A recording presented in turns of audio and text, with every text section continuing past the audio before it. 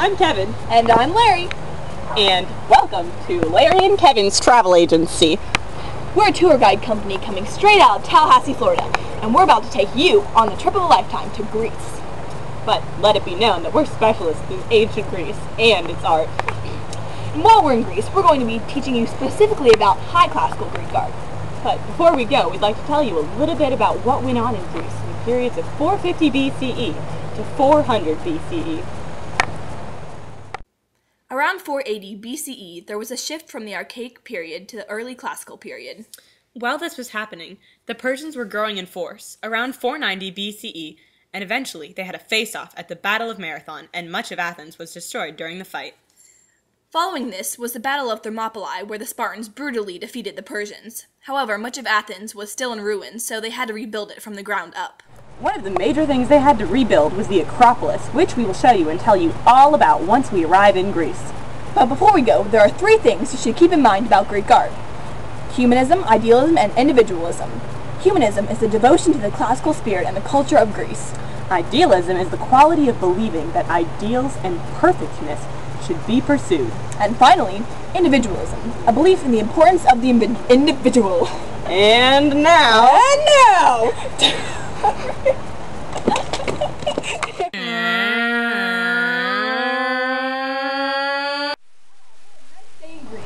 Indeed, Larry. Wait, look at where we are! Why, it's the Acropolis! I suppose we should tell them all about it. Well, yes. But first, what exactly did the word Acropolis mean? Acropolis means high city on a hill. It was aptly named because it could be seen from everywhere. The architect Pericles built it in the 5th century BCE. And after its construction, city-states were built around it, making it a very important part of Greece, both physically and culturally. The Acropolis not only held the most sacred buildings in Greece, but it was a refuge in times of trouble. Wow, I bet you never knew that. Since we're here, Larry, why don't we show them around? The Acropolis has a lot of good examples of high classical art. This is true. Why don't you show them the Parthenon? Sure thing. Well, here we are at the... Oh my goodness! What happened? You see, Kevin, the Parthenon is in bad shape now. It's been deteriorating for many years. I mean, it was used as ammunition storage by the Ottoman Turks in the 1600s. How unfortunate. But now for the history. The Parthenon is considered one of the most beautiful, mathematically perfect buildings ever. It is so perfect because it represents everything the Greeks learned in the Archaic period, plus some. The Greeks believed that buildings were sculptures, and thus seen from all angles. This is why they took such care in making it the perfect building. They used many little tricks to do just that. For example, the roof and floor line are arched, so the corners are 4 inches lower than the floor. Also, the columns actually lean in, even though they look straight and bulge slightly in the center. This is called entasis. Yes, Larry, entasis. Entasis!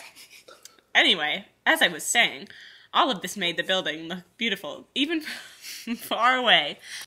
And indeed it does. But a final thing you should know about the Parthenon is it emulates the idea that math equals beauty, something the Greeks strongly believed. Let's take a closer look at the Parthenon. Sure thing. What you're looking at now is the east pediment of the Parthenon, a pediment more specifically called the Three Goddesses. How about you tell them what a pediment is? Oh, of course. A pediment is basically the triangle thing above the columns. It typically has some sort of sculpture on it. Easy enough, right? Right. So to understand what you're seeing, you must know that the pediments on the Parthenon tell a story. The west pediment shows the epic contest between Athena and Poseidon for control over the city. What you're seeing now are 3 women gossiping about the news of Athena's victory. So it's all intertwined. That it is. Something important to note about the 3 goddesses is their clothing. This kind of drapery is called diaphanous drapery, meaning that it's really clingy and flowing. You can see it everywhere in Greek art. It all looks so natural. Yup. Another interesting fact about the pediment is that they all used to be painted and in color. Wow!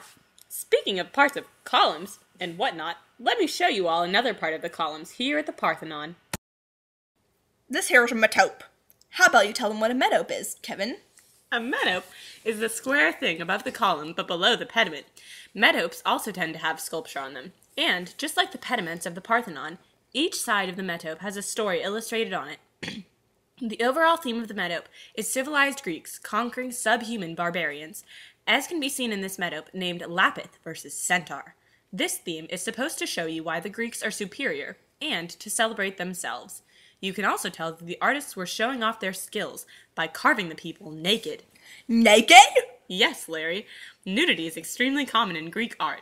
Also, you probably noticed that this sculpture is different from sculpture you may have seen before.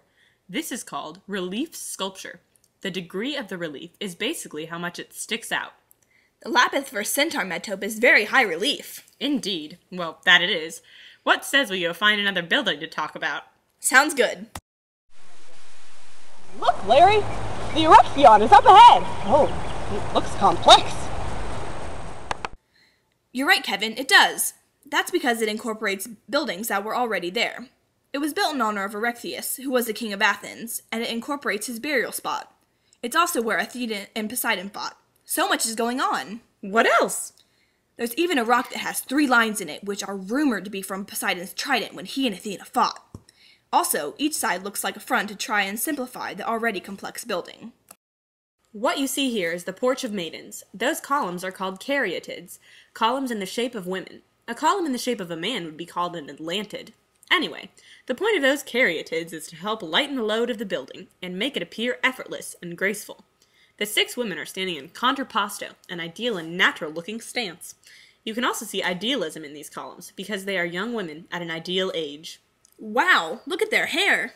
Yes. In fact, the purpose of their hairstyles is to double the strength of the column. Another neat little fact is that the women are all symmetrical. Look at their bent legs. Kevin, did you notice that the drapery looks like fluting? Why, yes, Larry, I did. For those of you who don't know, fluting is the grooves of a column. Well, it looks like it's about time to go to the temple of Athena Nike. You don't want to miss this. All right, everybody. This is our last building on the Acropolis. Yes, sir. Thank you, sir. It's dedicated to Athena's victory at Nike, hence the name Temple of Athena Nike. It perfectly exemplifies many of the beliefs of Greeks during the High Classical period. It's a temple, which was common on the Acropolis, and it was also used to showcase Greek culture, which is tied to humanism. It also epitomizes idealism because it is mathematically perfect. Another term you should know for High Classical Greece is Ionic column. The columns displayed here. Alright guys, it looks like it's about time to go see our last thing, Spear Bearer. This here is the most famous and important sculpture of its time, the Spear Bearer. Tell them about the canon of proportions! I was getting there, Larry. The canon of proportions is an idealized mathematical system used to depict the human body. It was created by Polykleitos. During the High Classical period, beauty was tied to numbers, and the spear bearer exemplified the perfect ideal human in every way. He is clearly in shape, and he is of an ideal age. Another thing the Greeks were into during this time was stoicism, or not showing any emotion. A stoic person represents someone who is in control. They were emotional, but only when it was reasonable. They didn't think art should be emotional. Just like the ladies on the Porch of Maidens, this man is standing in contrapposto, the natural standing position. Well, Larry, I think it's about time to go back to the States. Well, here we are back in the States. We hope you learned a lot about High Classical Greek art, and we'll see you next time. Bye now.